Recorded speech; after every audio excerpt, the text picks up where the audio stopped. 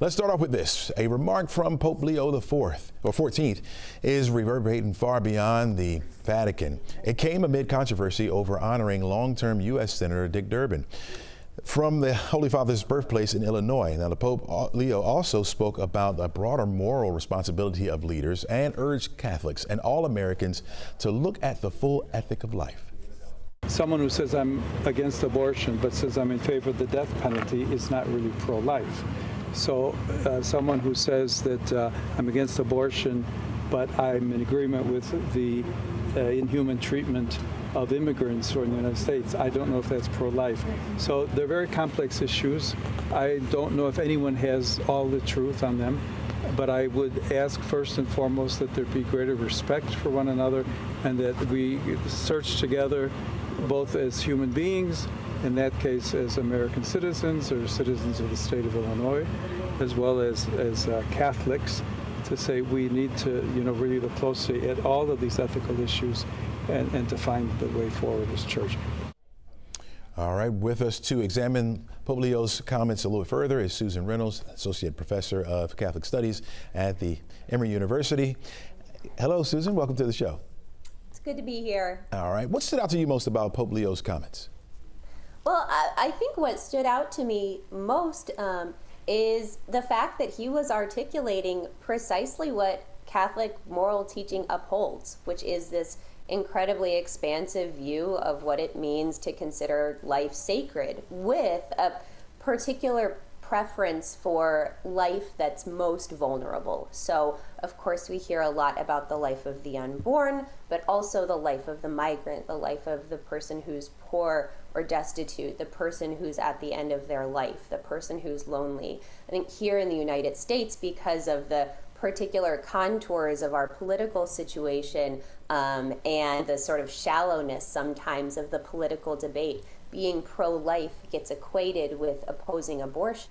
But what Pope Leo is saying, which is exactly what Catholic teaching holds, is that upholding the value and dignity of life is a much more expansive task than opposing a particular issue. What would you say, Susan, it tells us, what does this moment tell us about his leadership style?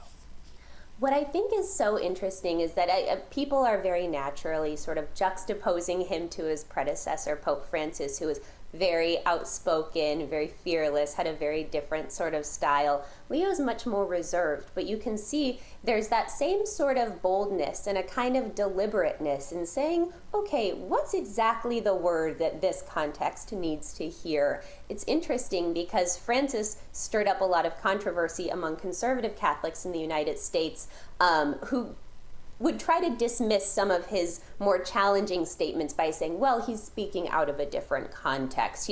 The situation here is different. But what's so interesting is that we have an American Pope now. There's no denying that he knows the situation in the United States. He understands the complicated contours of the political situation, and he knows exactly what he's saying. Yeah. When Pope Leo reframes pro-life to include issues like immigration, poverty, and the death penalty, is he redefining those terms, or is he restoring the original intent within the Catholic teaching?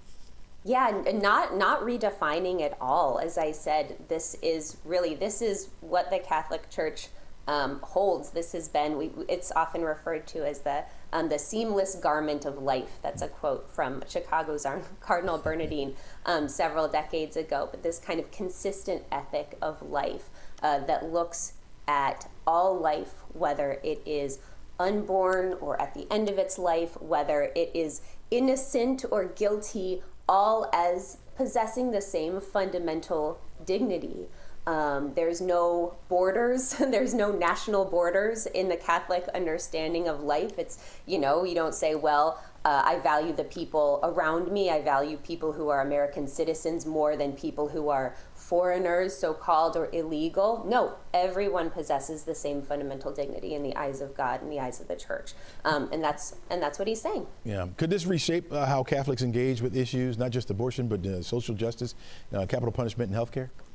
I hope so. I think it's really important to hear something like this from the Pope.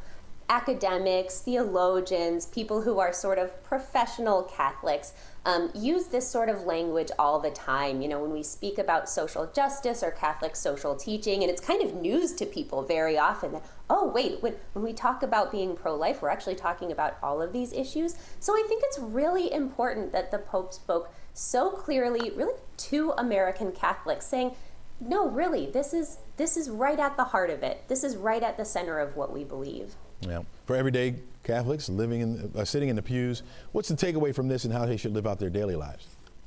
I think that this affirms an instinct that people have, but that gets muddied by political debates. Like I said, here in the United States, everything is sort of left or right, Republican, Democrat, you know, black or white, this or that.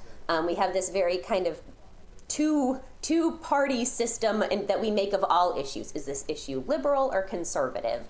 But the Pope is saying, no, the truth lies somewhere in the middle of those, right? All of those issues are knitted together, and it's not so easy just to say, well, I should vote this way, or I should do this because I'm Catholic. He's saying, no, we're really called to transcend those easy political divisions and demand much more from our leaders, from our nation, from our moral leaders, and from ourselves.